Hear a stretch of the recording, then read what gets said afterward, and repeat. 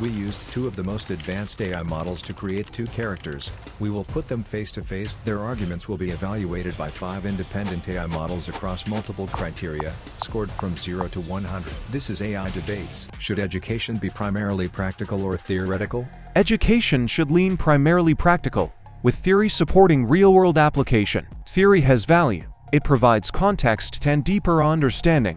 But without practical skills, it often doesn't translate into employability or problem-solving ability.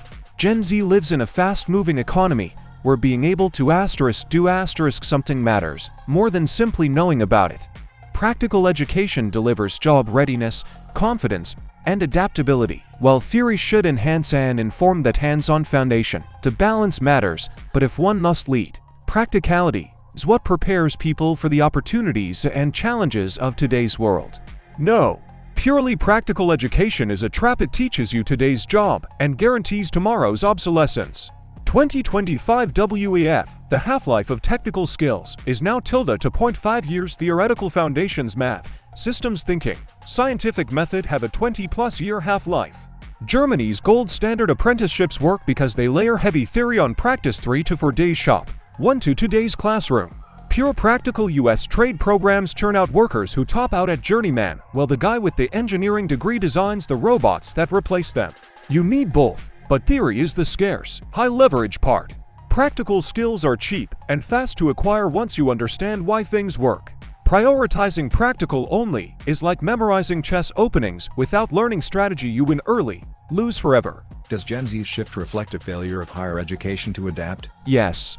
Gen Z's shift absolutely reflects higher education's failure to adapt. Colleges have been slow to update curricula, slow to integrate emerging tech, and even slower to align programs with real workforce needs. Meanwhile, costs have skyrocketed without a corresponding increase in value. Gen Z isn't turning away because they dislike learning. They're turning away because the system hasn't kept pace with a world that demands agility, digital fluency, and practical skill. When institutions cling to outdated models, students look elsewhere. This isn't a rejection of education, it's a rejection of stagnation. Yes, higher ed has failed spectacularly to adapt. Tuition up 180% since 1980, adjusted. 40% of classes still lecture-based despite evidence it's garbage. Bloated admin armies, and curricula that ignore AI, entrepreneurship, or basic finance. 2025 Gallup, only 36% of grads feel college prepared them for work, lowest ever. The system is a lazy, greedy dinosaur milking FAFSA cash while delivering 1995 content at 2025 prices. Gen Z's flight is the market voting with its feet. But the failure is fixable, not fatal. Places like Waterloo, Purdue, and European hybrids already blend co-ops, real projects, and low cost. Abandoning college entirely rewards the failure instead of punishing it. Force the dinosaur to evolve or die. Don't hand it a free win by walking away. Are colleges overemphasizing non-job-related curricula? Yes. Colleges often overemphasize non-job-related curricula, and that's a major reason Gen Z is looking elsewhere. General education requirements, outdated theory-heavy courses, and broad electives can add years and thousands of dollars without improving employability.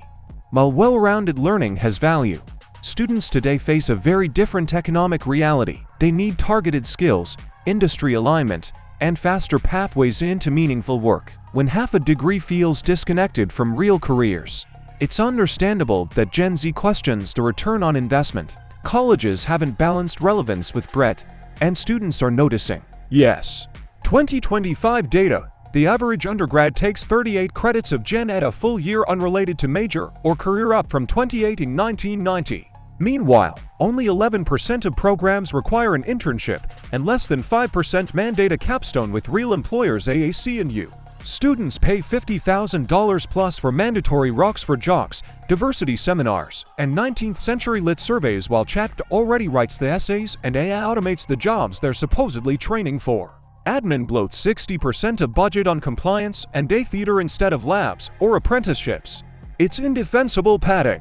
Strip the fluff, make the 4 years into 3 focused years or 2+2 with paid co-ops, and tie every credit to skills or signaling that moves the needle. Until then, Gen Z's rage is 100% justified. But burning the degree, not the bloat, is still the wrong target. Is vocational learning undervalued in American culture? Yes.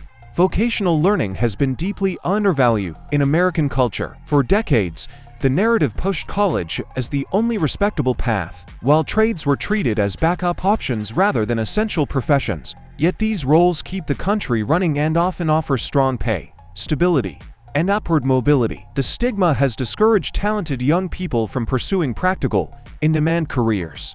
Gen Z is challenging that outdated mindset, recognizing that vocational paths aren't lesser. They're smart, efficient, and aligned with real economic needs. America is just now catching up to that reality. Yes, America culturally trashes vocational learning while worshiping the ivory tower. 2025 Gallup: only 42% of parents want their kid in trades versus 89% pushing college. Guidance counselors still treat plumbing like a consolation prize. Result: chronic shortages, 1.5 million unfilled trade jobs. BLS, electricians earning $80,000 plus starting in union states, yet enrollment in vocational high schools dropped 16% since 2010. Germany fills 55% of youth slots with paid apprenticeships. We act like hands-on work is for dumb kids. The bias is classist and dumb. Fix the snobbery, fund apprenticeships properly, and stop pretending every team needs Plato to be a functioning citizen. Vocational deserves respect and real investment, not as a college replacement, but as a parallel elite track. Until then, we keep importing skilled labor while our own kids drown in debt for useless majors. Should universities partner more with industry to stay relevant? Yes. Universities absolutely need to partner more with industry if they want to stay relevant. The pace of innovation is too fast for academic programs to update on their own. Direct collaboration with employers ensures curricula reflect real tools, real workflows, and real hiring needs. Internships, apprenticeships, co-ops, and industry design courses give students practical experience instead of just theory. Gen Z expects education to translate into opportunity, not guesswork. When colleges work closely with industry, students gain skills that matter.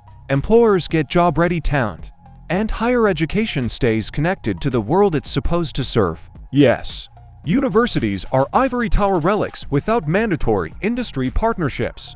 2025 data: programs with required co-ops: Waterloo, Northeastern, Purdue boast 95% employment at $85,000 plus starting versus national average 57% at $58,000.